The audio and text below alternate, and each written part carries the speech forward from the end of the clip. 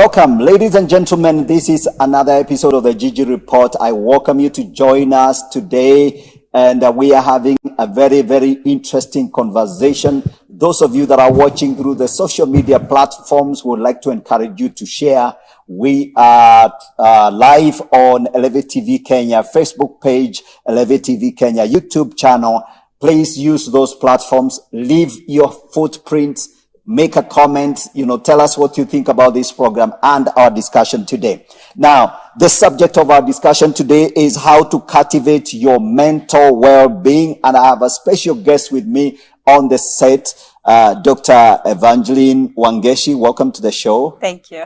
Very good to see you again, and looking very sharp and ready to go. Thank you. Gentlemen, ladies, this is a very interesting conversation. The scripture says, Proverbs 23 verse 7, as a man thinketh, so is he. You can, use whatever translation, but I believe it implies that what you think and how you think, that is the habits of your mind, influence the state of your mental well-being.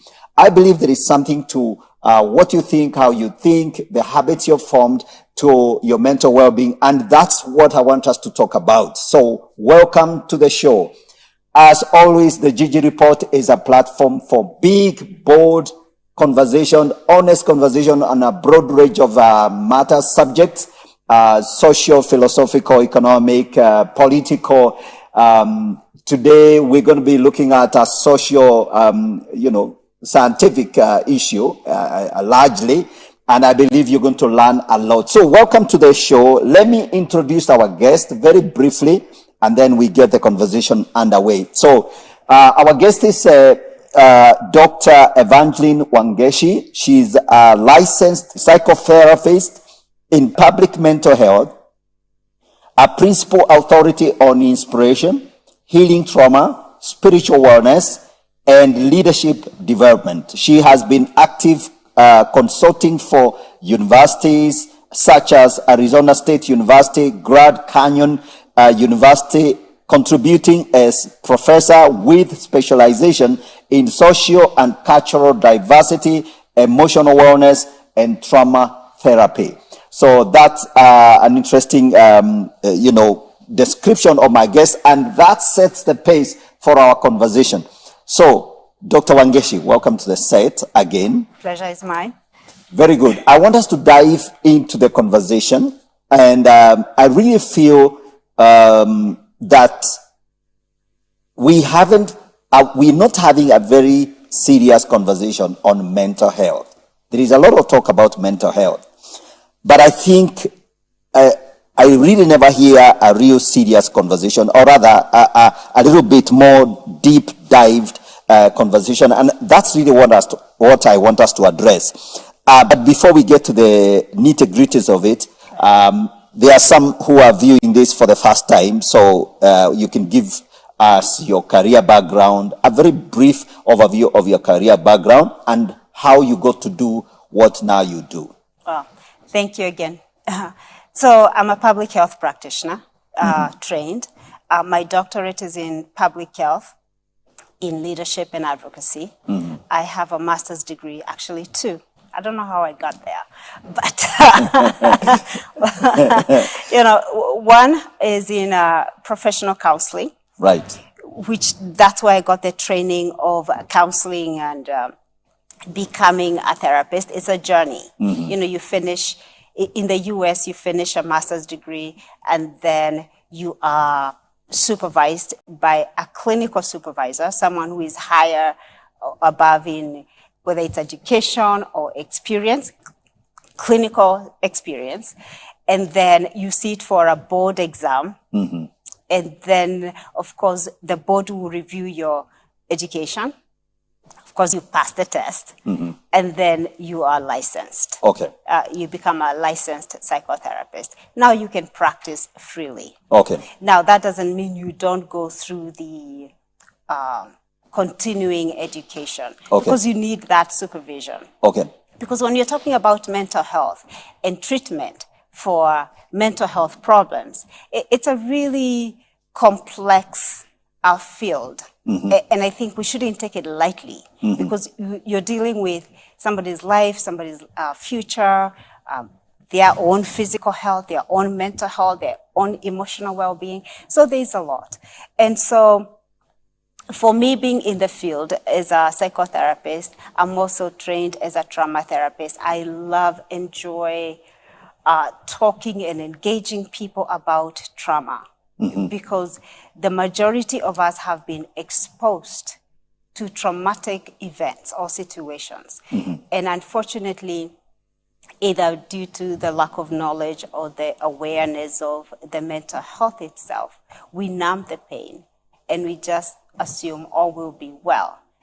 We're not saying all will not be well, but you need a psychotherapist, you need a professional who can actually walk you through the journey of healing and recovery. So I've been in the field for 15 years. This is what inspires me. This is my alarm clock. Absolutely. This is what keeps you awake. This is what keeps me awake. Explain to us and expound for us what psychotherapy is as a technical discipline, as a medical discipline. Yeah. You know. So psychotherapy is a term. It's actually a general term that is used to treat mental health problems, someone who has presenting issues. Okay. Mental health problems. So it's a general term. Used by the psychiatrists, psychologists, social workers, professional counselors. They use the term as a psychotherapy. I am a trained and licensed psychotherapist. Yes. Okay. So psychotherapy is the talk therapy.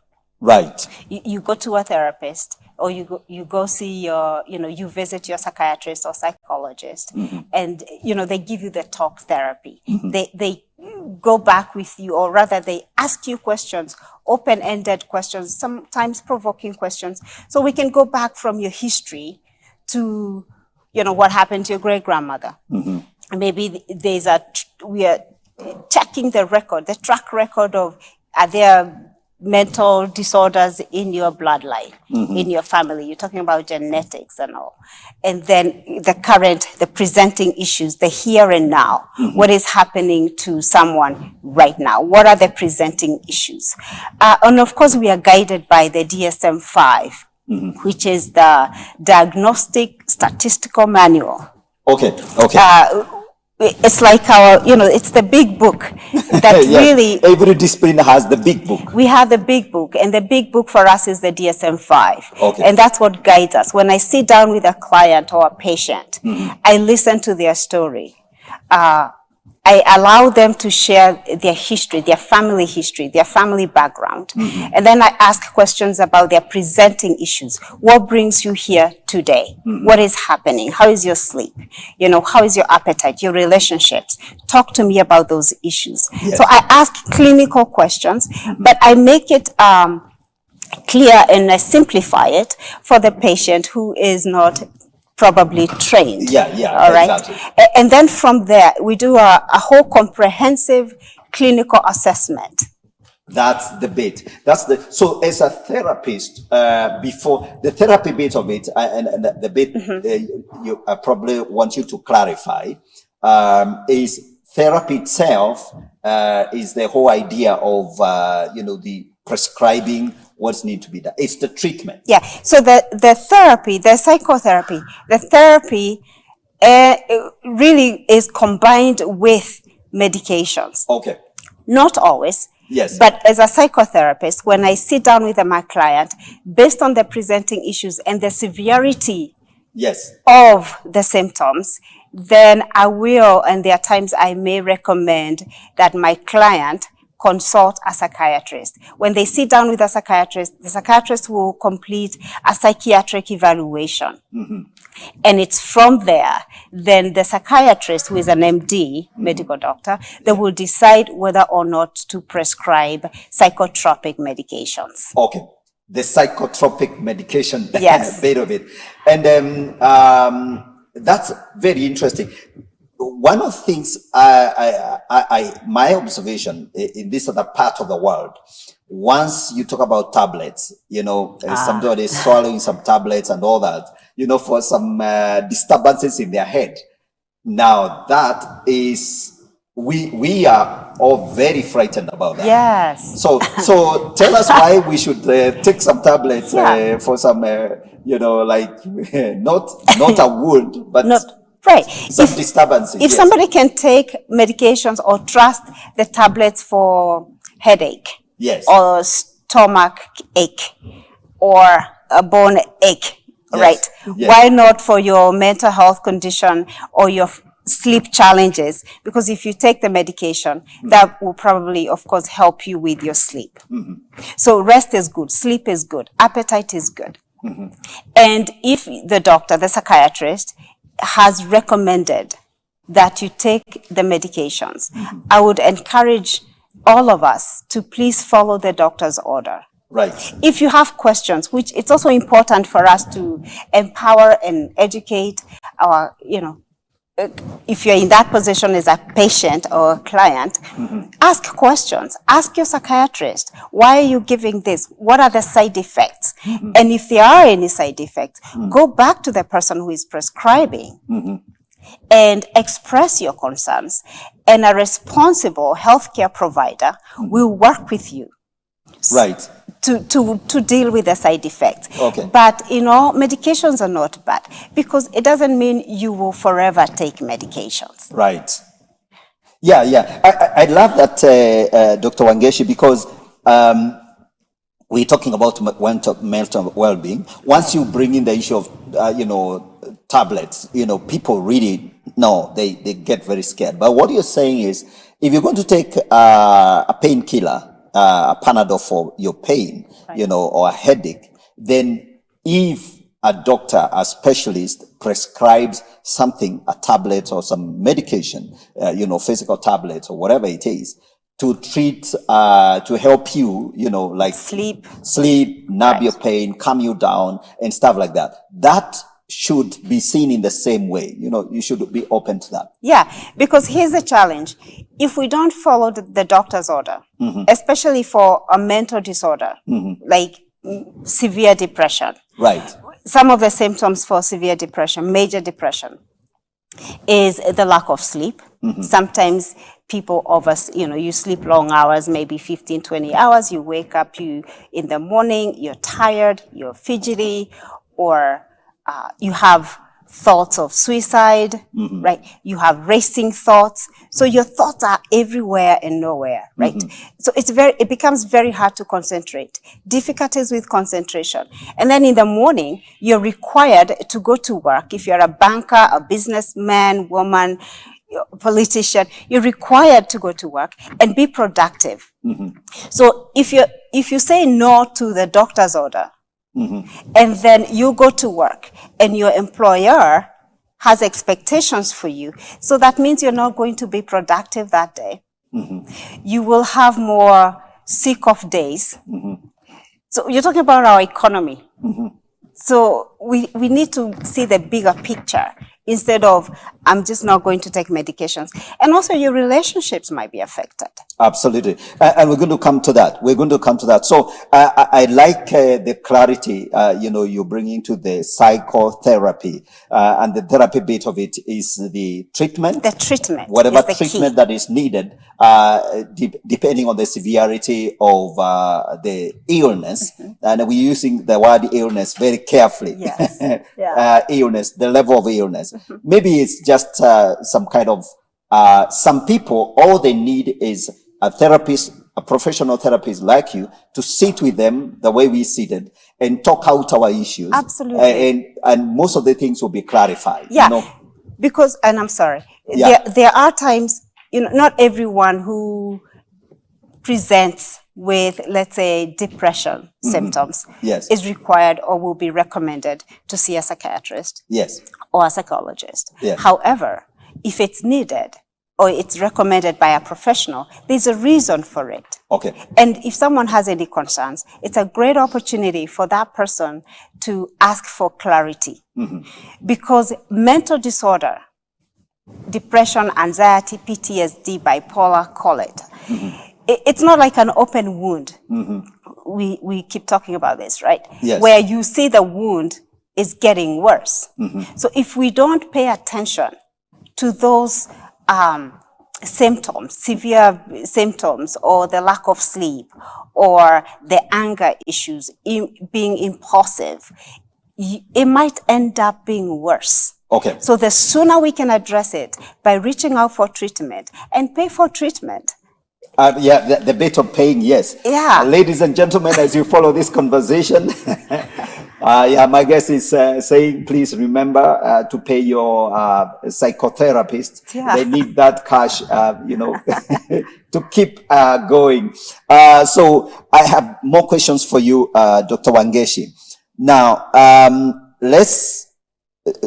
think we've created a link between the psychological issues, whatever presenting symptoms, and the mental health. That I think we have created. So let's talk about what's driving I kind of want to call it a phenomenon. Current sort of, you could call it an epidemic of mental health. I don't know whether it's more, we are talking too much about people experiencing depression and stuff like that, Right. or it's actually there is a real danger in our generation, in our times, of an acceleration and a proliferation of mental health challenges. So talk to us about that. Yeah, I think it's fair to say that there is an increase. We have seen the numbers, statistics. Right now in Kenya, 1 in 10, which depression and anxiety, those are the two main, common mental disorders. Yes. In Kenya, 1 in 10 has a diagnosis of either depression or anxiety. 1 in 4 who visit healthcare, or rather go for healthcare services, 1 in 4 has a diagnosable mental disorder. 1 million people will see their primary care physician this month. And 1 out of 4 has a diagnosable mental disorder. That means you have 250,000, 250,000. Those are not numbers, those are people. Those are people. Those are people. Yes. So that means you have 250,000 people. So the question is, do they have access to mental health services? Okay. And then the affordability of it, the accessibility of the services. So there is an increase of, based on the statistics, there's an increase in numbers, and maybe we can look at the unemployment. That's another conversation we must have. Yes, exactly. So there is an increase. The numbers show that there is an increase. Maybe the question is what's behind it? What's driving this sort of anxiety, depression, and stuff like that? Yeah, when you cannot The feed your social children, phenomenons. when you cannot feed your children because you are unemployed, Yes. you're trying to start a little business, it's not working. There's a lot of dysregulation there. There's worrying, there's hopelessness, there's helplessness. What are you going to do? So that is a trigger. Okay. And then our culture, our society is changing now from the community to now more individualistic. Okay. That's a major change. Yes. That's a major change. It's Yes. a shift that's happening. So, meaning when we are focusing more on the individualistic mindset, Yes. so there is more isolation and loneliness. There's also the social media increase. More people are Social using media social media. it's part of it. It's part of it. So there are so many risk factors. Okay. So it's not just a one thing. It's a group of, there are It's so a many. multiple, a multivariate scenario. Absolutely, yeah. So many variables. So you're talking about the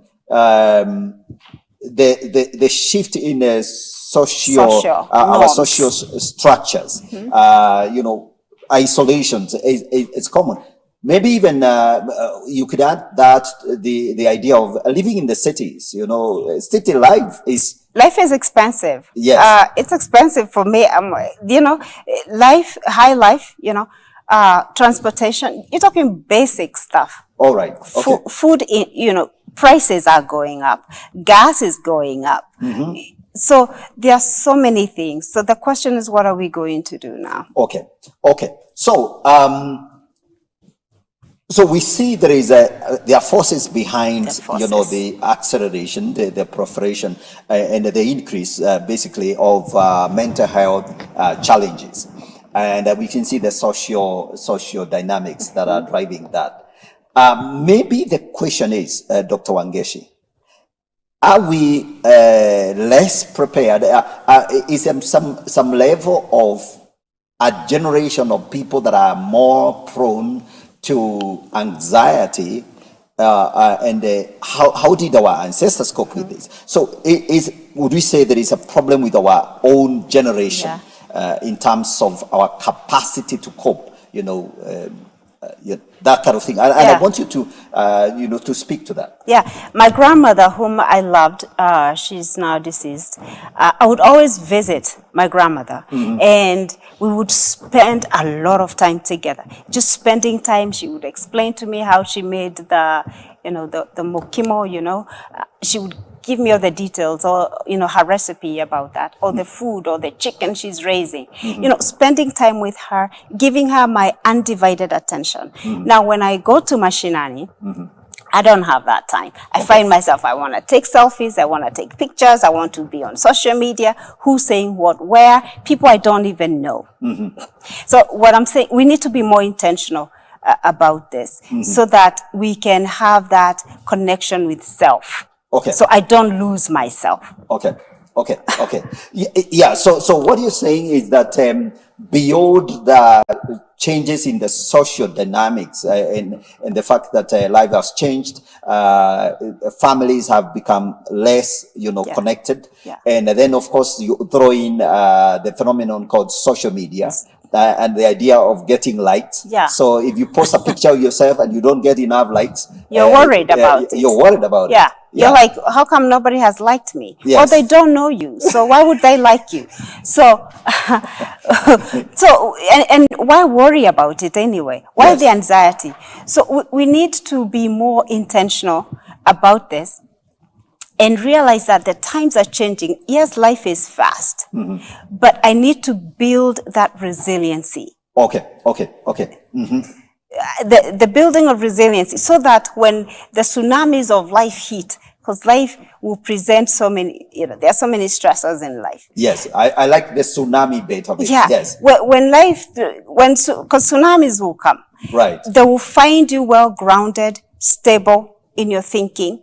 You have the ability to respond to situations instead of reacting to situations. Excellent. And as we come to the end of this first session of this discussion, because the idea is I think the problem is very clear. Now we want to talk about how to cultivate, mental well-being.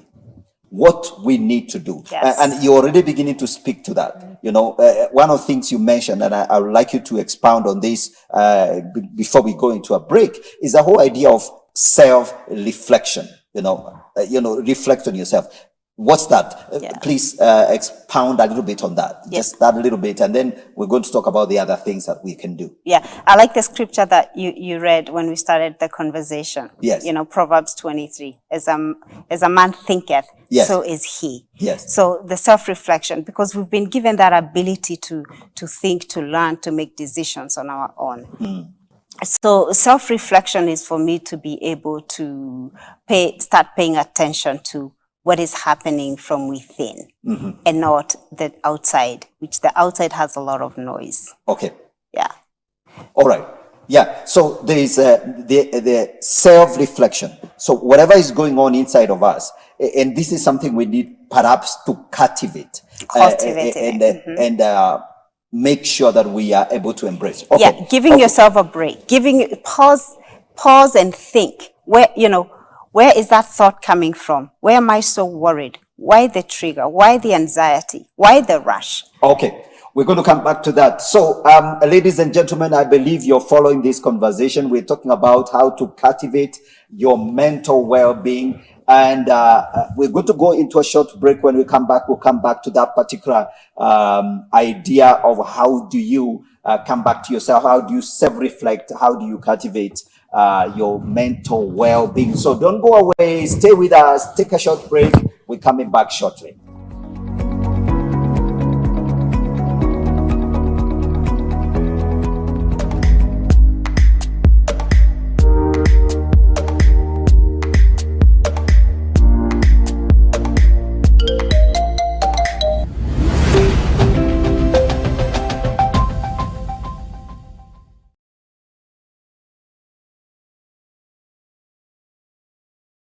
The National Prayer Committee welcomes you to the climax of the National Peace Prayer Caravan that has traversed across all the 47 counties, uniting believers of all walks of life in fervent prayer for the nation.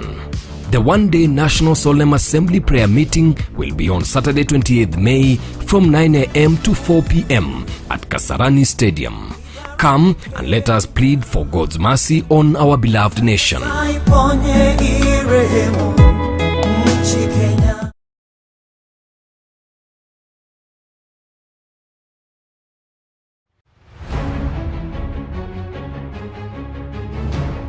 Interactions with the global ministry. Every level in ministry caters for certain spiritual battles. So the altar has to be a place where voices has to come from in order to control the affairs of the nations of the earth. How do you finance in the ministry, yet at the same time you have a wife and you have needs in the local church? Grace connects you to have your bank everywhere in the world. Once you are graced, your source is everywhere. Is your help coming from abroad or from above? Right.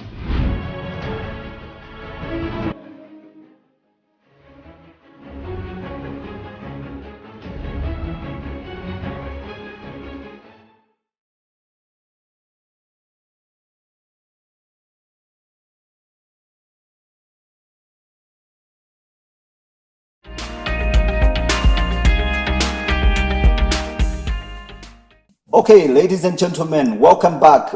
This is the Gigi Report. We are talking about how to cultivate your mental well-being. Before we went to the break, we were talking about how to self-reflect the idea, based on scripture. Proverbs 23 verse 7, as a man thinketh, so is he. So there is the bit of thinking, and that's very, very important. It's part of how you help yourself. And we say the beginning point, a place where every one of us can begin, is kind of you have to begin to be conscious of your thoughts and reflect and kind of look back. So tell us a little bit more about that. Yeah.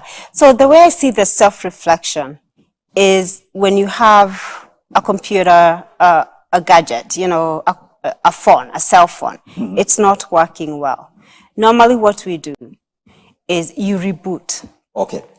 Because you're looking for clarity, you're looking for results. Yeah, your thing is hanging. It's hanging. Yes. It's slowing you down. Yes. And yet you invested in it. You want this gadget to work. Okay. As human beings, we ought to be rebooting. Okay. Rewiring is needed.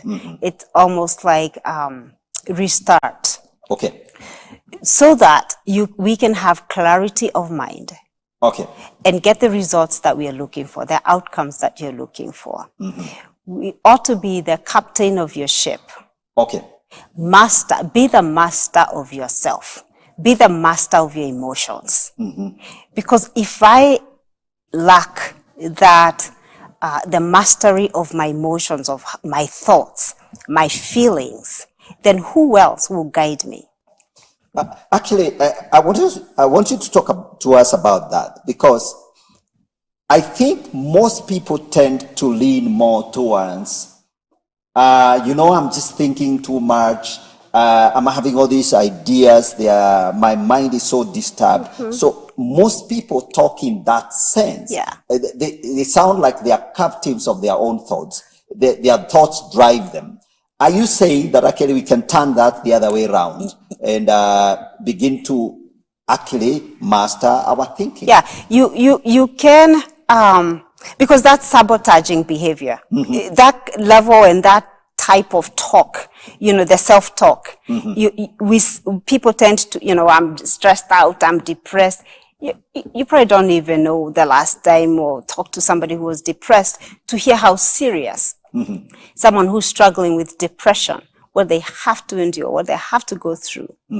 So I think we downplay, and it's a cliche, has become a cliche of, I'm stressed out. But let's say somebody is, could be somebody is depressed. And it's okay in the sense that we can now provide you the tools on what to do next. So you can reboot and rewire the self. There's also the prevention and the intervention part. Okay. So with the rebooting, because I'm going back to that, and mastering your own emotions, is giving yourself a break. Take a step back, and think. Ask yourselves questions so that you're able to live a meaningful life. Okay. Where are these thoughts coming from? Or why am I struggling with sleep? Let's start there. Yeah, that's a good place to start. I'm struggling with sleep. Normally my baseline is 7 hours, 8 hours. But now for the last 2 weeks, I have been sleeping for 2 hours, 3 hours, So what is going on? Okay. Check the last 2 weeks. What has been happening? What has changed? What has shifted? Any relationship issues? Any stressors in your life? So we just have to sit ourselves down.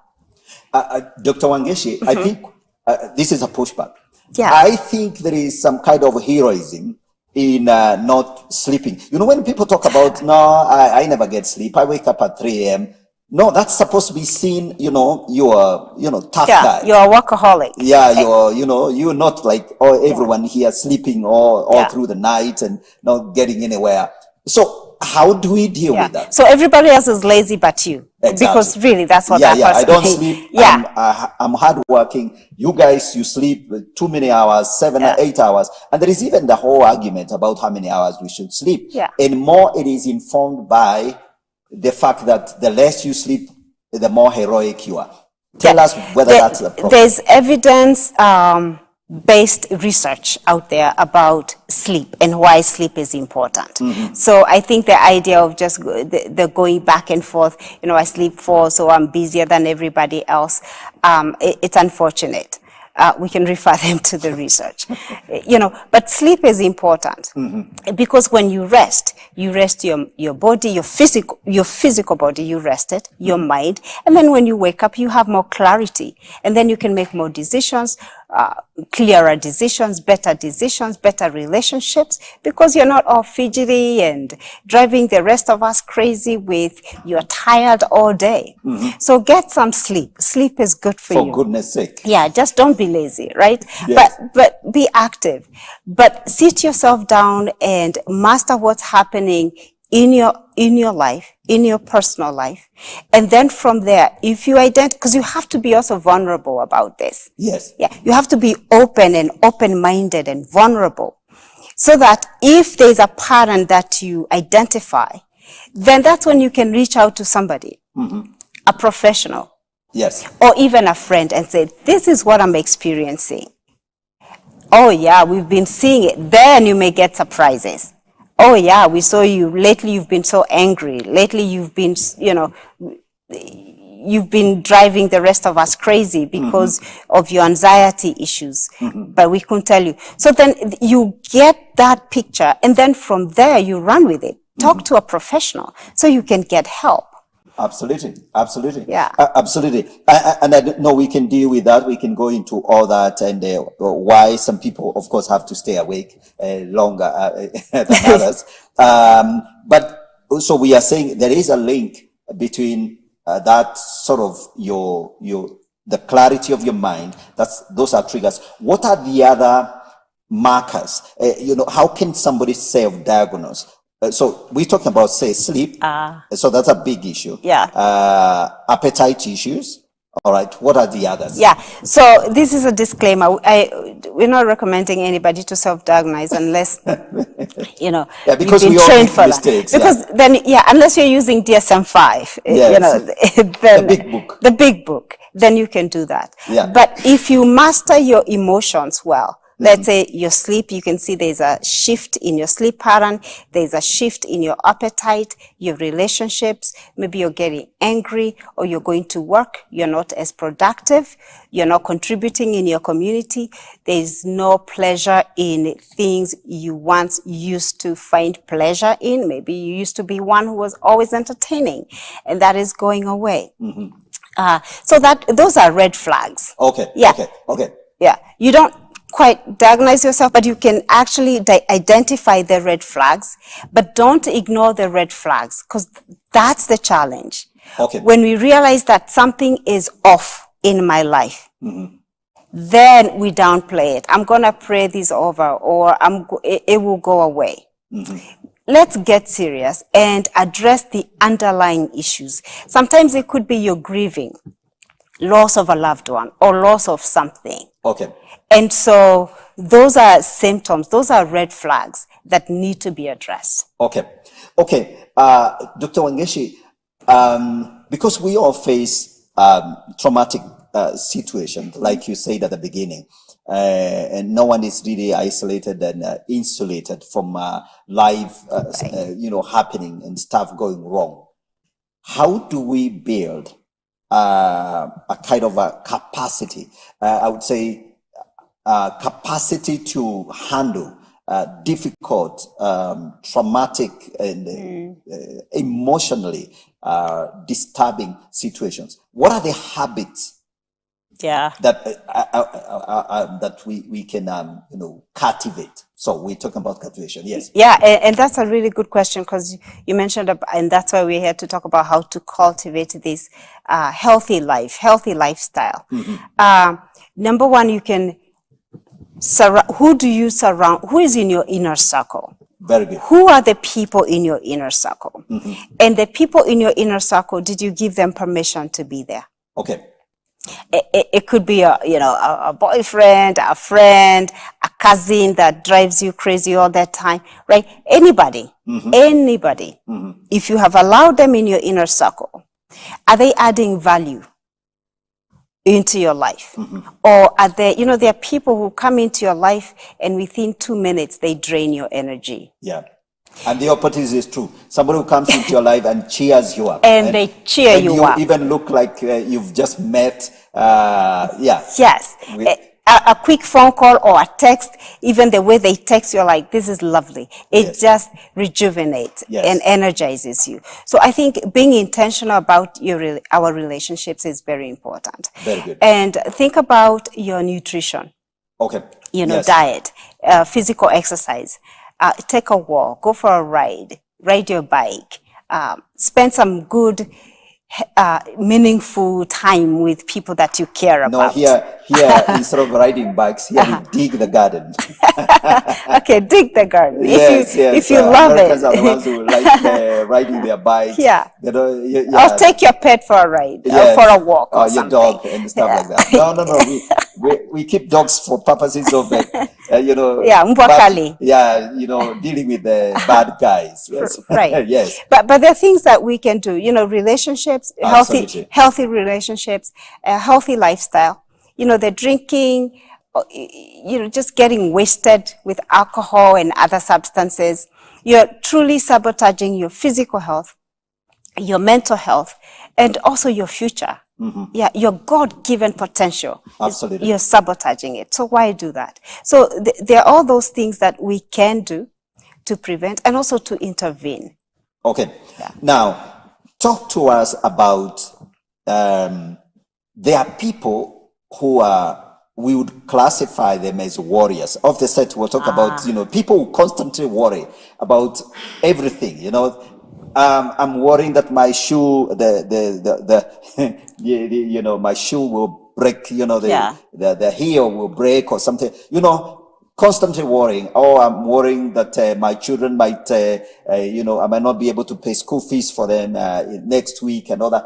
They worry, they are professional warriors. Yeah. How do you deal with that? Yeah. So sometimes, because those people are there, either whether it's intentional or not, they are either because of some of their life experiences. That's how they have gotten to that place of worrying. Maybe they were exposed to trauma, or they've had trauma experiences in life, or they have lost something or somebody, and therefore there's that worrying. Constant worrying is about, the anxiety. What if something bad happens? What am I going to do? So the thoughts are racing. There's racing thoughts. So those people, definitely, it's not okay. It's not normal. That's a lot of weight on yourself. So I think reaching out to somebody and talking to somebody about your worrying, it's concerning and should not be taken lightly. So reaching out to a professional, I keep going back to that space of treatment, because treatment, you may not have to, you may not need medications, but some good talk therapy, so you can actually map your life and be able to now establish new behaviors. Build and develop new behaviors. So you're not always worrying. I love what you're talking about. I really love what you're saying. Build and develop new behaviors. New behaviors. In other words, we just have to wake up. If we're going to have mental well-being, we got to really love ourselves. And the Bible says, be anxious for nothing. Yeah. But it's easier said, or the scripture says it, right. But I think a lot of us are completely ignoring that and just worrying ourselves into depression. So what you're saying is that we have to develop habits that really work in our favor, plus reaching out. Developing behaviors that will help us to build resiliency. So that when something bad happens, because something bad will happen, we cannot escape that. Yes, right? yes. Something bad will happen.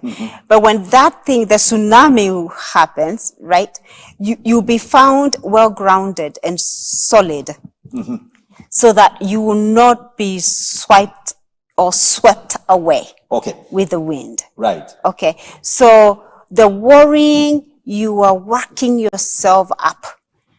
And it's so unfortunate, because then think about high blood pressure. If you're always worrying, that's a lot of anxiety. Okay. Yeah. Wow. Amazing. So I like the fact that you say that we need to be very careful with self-diagnosis. Yes. Yeah, because unless you're using the big book, that might be a problem. Okay. So, I may be a non-professional. But I see someone that really needs some help. What are some of the simple things I can do, or that our viewers can do to help out? Let's assume this person is not really like at the point where they need to go to a professional, but really they are not in good state of health. They're very anxious. Perhaps it's something that obviously for good reason they are anxious about. So some of the simple things that our viewers can do to help out before one reaches out to a professional in terms of helping people cope with mental challenges. One of the best gifts that we can give to each other is the gift of listening. Okay. Listening and without judgment. Giving someone, a friend, a cousin, or whoever, my undivided attention. Letting that person know that I'm present in the moment with you. I feel your pain. I hear you. I see you. I'm here for you. So listening without judgment, it's so critical. Put the phone away. Turn it off. Do something. Because when we are so busy, someone is trying to communicate something, and then we are missing the red flags. And then that becomes something else. We've had so many cases of someone died by suicide. And then it's after the fact, then we are coming back and saying, oh my God, I was with her, I was with him the other day. I should have said something. Yeah, you're busy. Now, I don't want people to blame, no need to blame yourself. But moving forward, I think it's a lesson for us. So let's give each other the gift of listening. If you notice something is off with a friend or a coworker, go find out, ask them, ask a direct question. This is what I have observed. You're coming to work lately, you've been coming late, and that's unlike you. what has changed in your life? I like that question. That's a very, not many of us are bold enough to ask someone like that, right? Yeah, but if we care enough, we should. Okay.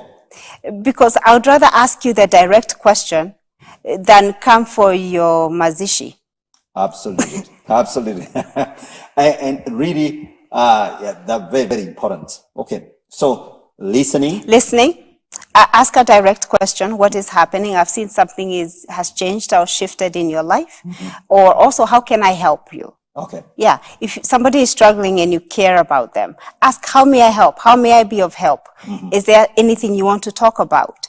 Anytime you want to talk, I am here for you. And let's also be kind to each other. Oh, some of us are rough. Yeah. Show empathy. Right. Empathize with someone. Yes. Yeah. I'd rather empathize now than sympathize later. Absolutely. So let's all be, turn ourselves into pastors. What you're saying is that even if you're not a professional counselor, at least you can do listening, you can ask questions, and you can actually be sure that you truly care. Show that you care. And when this person shares their personal information, oh, my friend, we must be respectful of what has been shared with us. Absolutely. So confidentiality is so important. Absolutely. Because then it shows you honor the person. What they have shared, you honor it and you respect your relationship. Absolutely. Yeah. Absolutely. Okay. That is very, very good.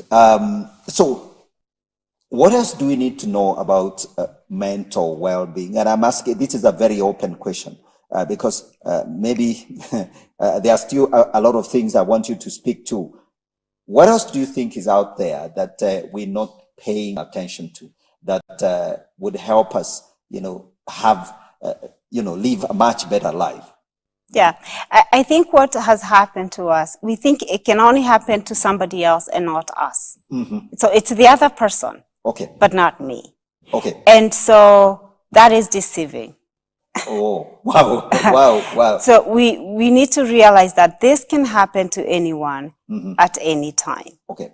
And we need to take it seriously and realize that also mental health is a fundamental right for any human being. Okay. And for those who make decisions in any setting or leadership or different institutions, it's important that they provide resources for either the employees. It's important to have resources where people can run to. All right. And also make it affordable and accessible to people. Absolutely. So that we are not suffering in silence. I can guarantee you there are many who are suffering in silence. Okay. And it's unfortunate. Okay. So, yeah, I love that the fact that we need to take it seriously. The idea that most of us say, no, it's somebody else, never me. So that's very, very important, that we need to really pay attention, that we too could slip into some dark corner as well. And very, very important. And of course, provide the space. What about church? What can a pastor do? We have to talk about church. We have to talk about church, because in Kenya, most of us go to church most of a few times a week. The spaces where we are. What does a pastor do with someone who constantly comes for prayer? Lay hands on me, pray for me. And you can tell there's something more than this person is asking for prayers. And they look very, very miserable and very unhappy and upset and in really trouble. And you lay hands on them, you pray with them. But is there more? What's the church doing? Yeah, the church plays a critical role, because we need the church. We need the church leadership, the pastors and all. And yes, we want them to pray for us. Prayers are good, but we also feel good when our spiritual leaders, faith leaders pray for us. But here's the thing. If someone is frequenting, like every Sunday or every service, they're coming for an altar call, that's a red flag. Okay. I need to find out what is going on. Do we want to say the prayers are not working? Because something must not be working. Okay. Yeah. So what is happening? So to me, I would set aside some time and check in with that person, because there could be some other underlying issues or some lifestyle behaviors that need to be addressed. So this pattern or this cycle of the issues can be broken. Yeah. Absolutely, absolutely. I love that. I love that, because the church, again, thank God that the church is the platform where the sick come. Yes. Yeah, church pastors, we get to meet a lot of people that are in desperate need of help. Yeah. So you're saying we need to do more. We need to ask them the hard questions? We need to ask them the hard questions. And if we don't know the how, because the pastor may not be trained to ask some questions, or again, the pastor and the parishioner, they have a different relationship. Yes. But with a professional outside of church it's a therapeutic relationship. So Absolutely. I can ask personal questions, hard questions, because that's the only way, or one of the ways I will be able to help the person. Absolutely. And help them in their recovery. Okay. Now, the church can absolutely refer, identify some professionals outside the church where they can refer them to. It can also be within the church. It depends on the structure that the church decides to lay out. Okay, very Yeah. nice. I love that. And I like the bit of therapy. One time I did comment on Facebook and I said, if your marriage is breaking, go to a marriage therapist. Yeah. In other words, go and have a chat with a professional. They might help. If you're broke, look for a wealth coach. Perhaps that might be helpful. Ladies and gentlemen, we are wrapping up this, and we talk about mental well-being, the place of some of these things. We really need to pay attention, and I'm going to ask Dr. Wangeshi just to speak to us, in closing, and tell you and me what we need to do if you're going through some rough patch. What you need to do, and so that you can stay healthy, wealthy, and you can serve the Lord, and you can enjoy the goodness of God. So, Dr. Wangeshi, I want you to speak to our viewers, people that are perhaps going through a rough patch, have had, all kinds of issues. They really need, some encouraging words. Some people, all they need is some nice, sweet words and some counsel. So, just give counsel, and that's the camera. Yeah. And then we wrap this up. Yeah, I'll give them some sweet words, but sweet words alone will not work, will not solve the problem.